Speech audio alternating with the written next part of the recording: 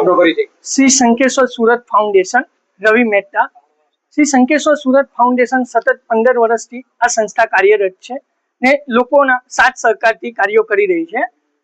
જીવદયા અને અનુકંપામાં આ સંસ્થા હંમેશા કાર્યરત છે ને આજના દિવસે ગૌરવપથ રોડ પર મજૂર વર્ગને એક ટાઈમનું ભોજન આપ્યું હતું, જેમાં કેરીના રસ સાથેનું ભોજન વિતરણ કરવામાં આવ્યું હતું. ને આપ જોઈ શકો છો કે આટલી મોટી સંખ્યામાં જે પોતાનો કિંમતી સમય નીકાળીને પધારે છે, એના થકી જ આવા શાસનના સેવાના કાર્યો થઈ રહ્યા છે.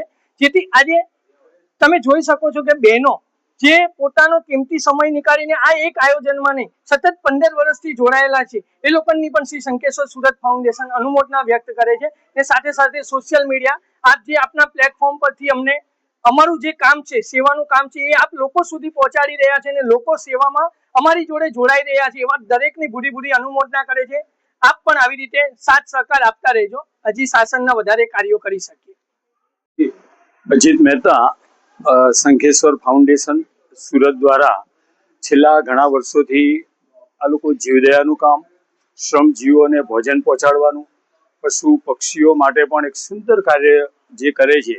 અને આ એક જે ગ્રુપની એક વિશેષતા છે જે સુરત ખાતે એની ખાસ નોંધ લેવાય છે કે તેની અંદર લેડીઝ જેન્ટ્સ બંને, કે આજે જેન્ટ્સને સમય ગમે ત્યારે મળે છે પણ લેડીઝોને જે સમય કાઢીને એ લોકો જે પોતાનું યોગદાન આપવા માટે જે આવે છે એ ખરેખર ખૂબ ઉત્કૃષ્ટ કાર્ય અને અનુમોદના છે.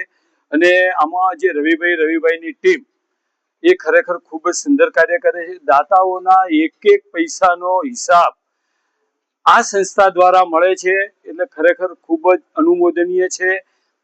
જ્યારે જ્યાં પણ જે રીતની જરૂર પડે, ગરમીની અંદરના કુંડા હોય ત્યારે કુંડા આપે છે, શરદીની અંદર પણ કે જ્યારે ઠંડી મોસમ હોય ત્યારે પણ એ લોકોએ ધાબળાનું વિતરણ પણ કરેલું છે. આવા અનેક કાર્યો આ સંસ્થા કરે છે અને ખૂબ આ લોકોને પ્રોત્સાહન મળે એવી અમારી ખૂબ શુભેચ્છા છે.